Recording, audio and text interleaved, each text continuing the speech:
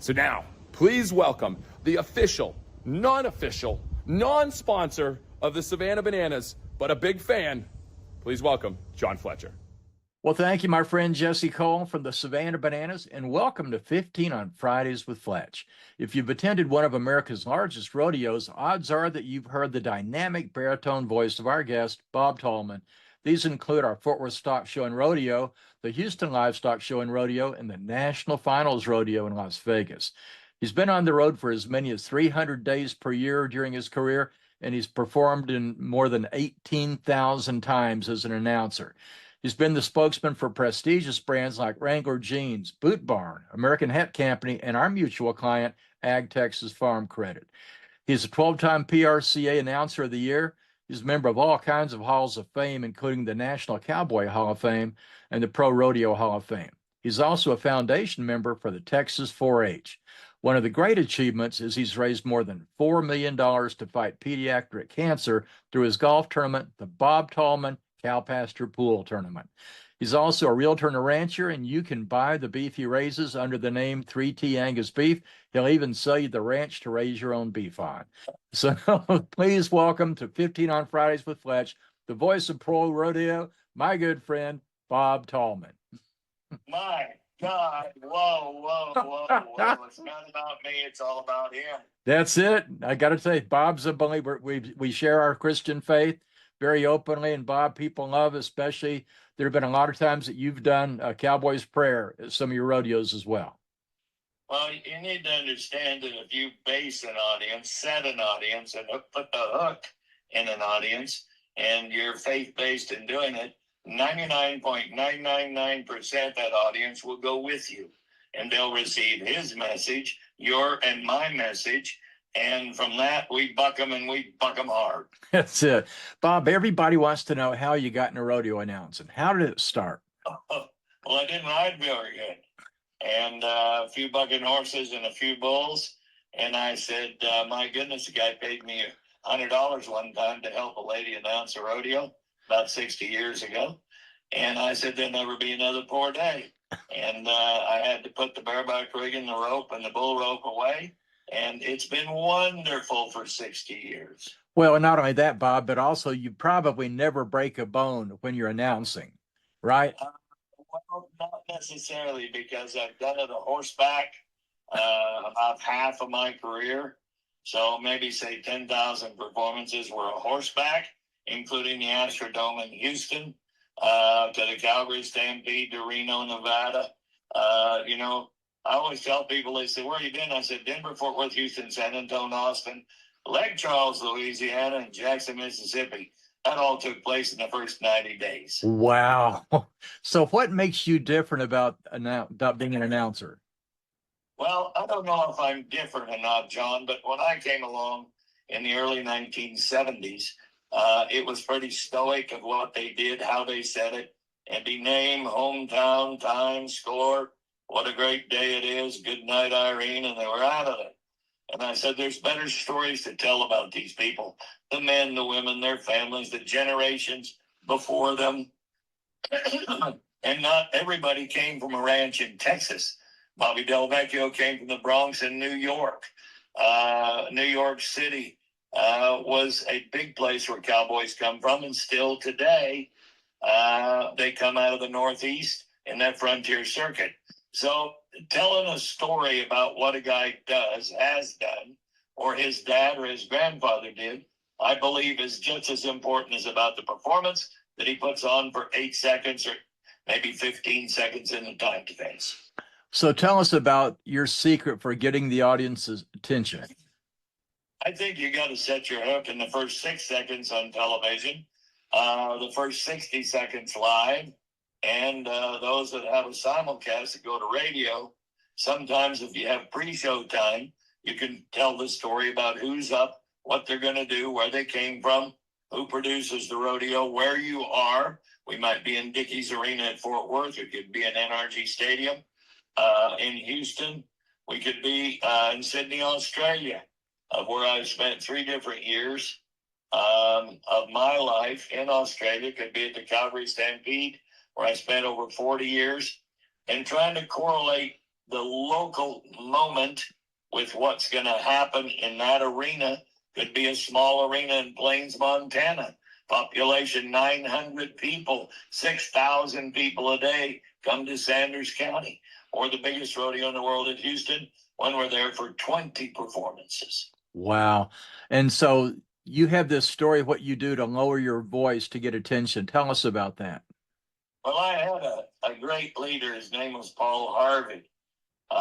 He gave me an award one time for the National Broadcasters Association. And Paul Harvey said, Bob, when you think you've lost your audience, just whisper to them. And the first thing they're going to do is look around and go, where'd he go? What's he saying?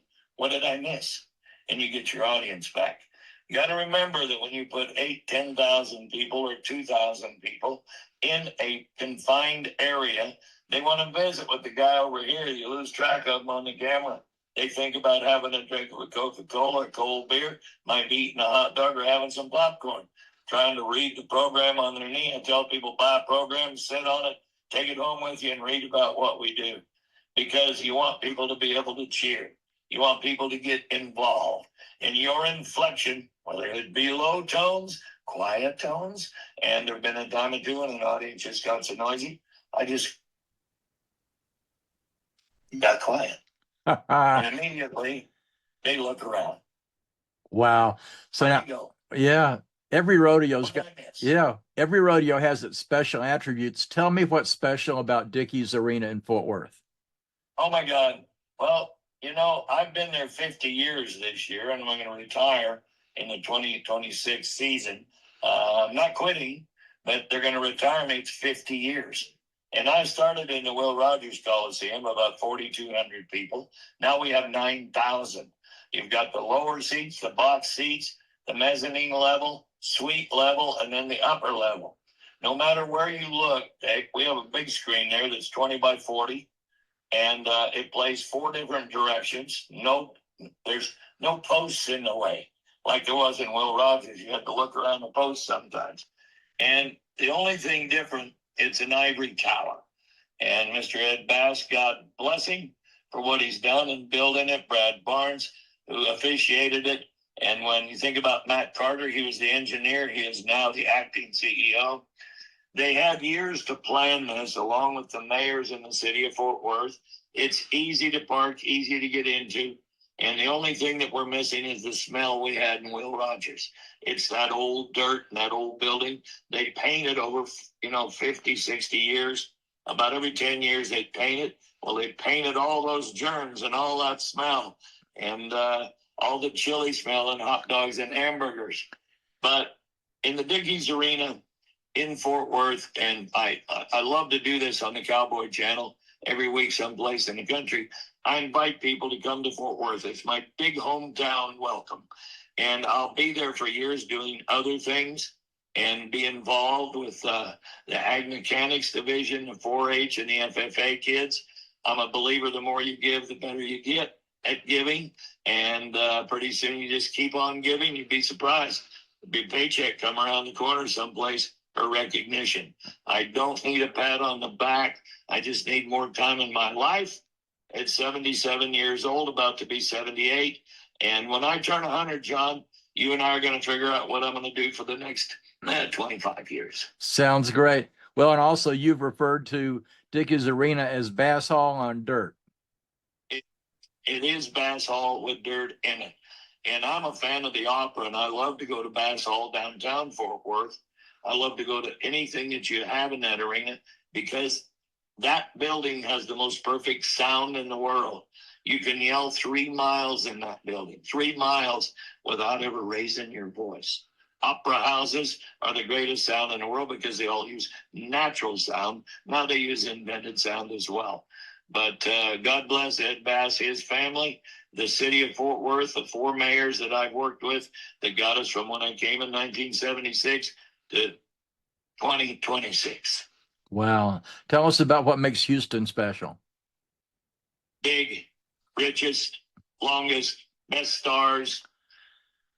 There's 9 million people in the 17 Go Texan counties that surround the city of Houston.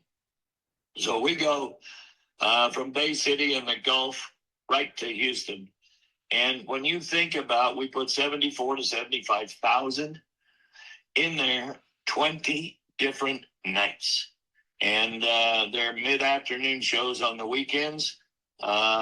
Wednesdays are bargain days and doesn't cost anything to get in the grounds. In the last few years, I've seen anywhere from 150 to 160,000 people on the ground at 2 o'clock in the afternoon. That's where we take our traffic count. And there's no way that you can park up close. I get to. Boyd Paul Hammis, my announcing partner, Andy Seiler, all of our tech crews, we get to park where the coaches park during the Texans.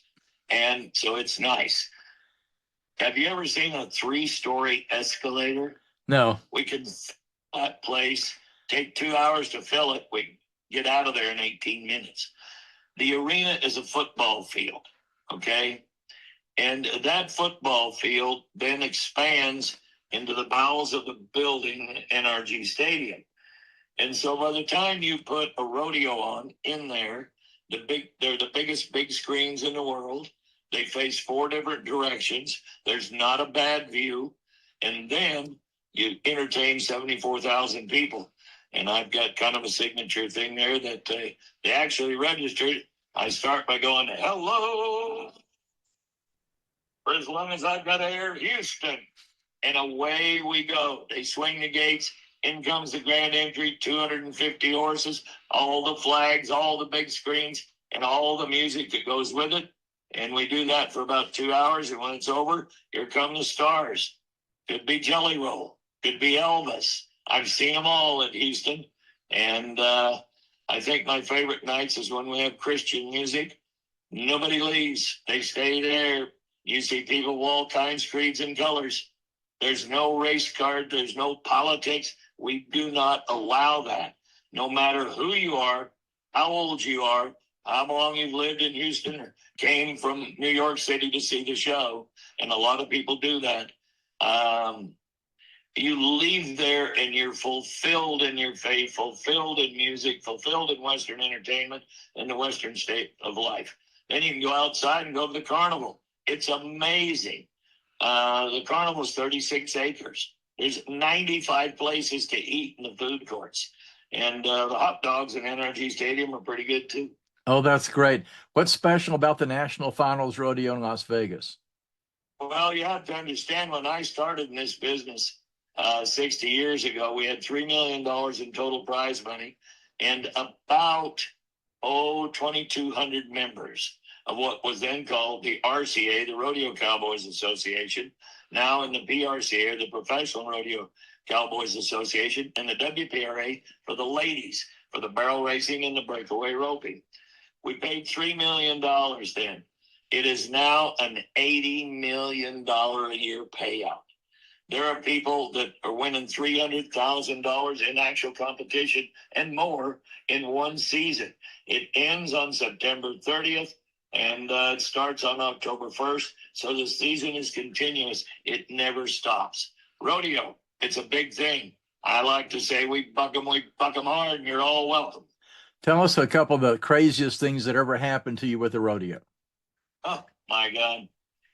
Well, I've played rodeo in Australia, New Zealand, the United States, Canada, Mexico. John, every day is crazy to the average person who doesn't come from a Western lifestyle. I've seen fatalities. I've seen $1 million won at one time. I've watched every kind, color, and breed of bucking horse and bucking bull buck. I've watched them in the timed events, which the calf roping is one of my favorite events because of the intricacy, the man, the horse, and the animal. I would say crazy. We're in the Astrodome one time, and we went, because of NASA being right there close, we went live on the big screen with the astronauts in space. That has to be the most important thing that I've ever witnessed and got to be a part of. Said hello to the president, said hello to the astronauts. They all talked to us. And Boyd and I got to stand there and look up and go, you've got to be kidding me. We did it. And it was a perfect connection. 800,000 miles away. This has been incredible.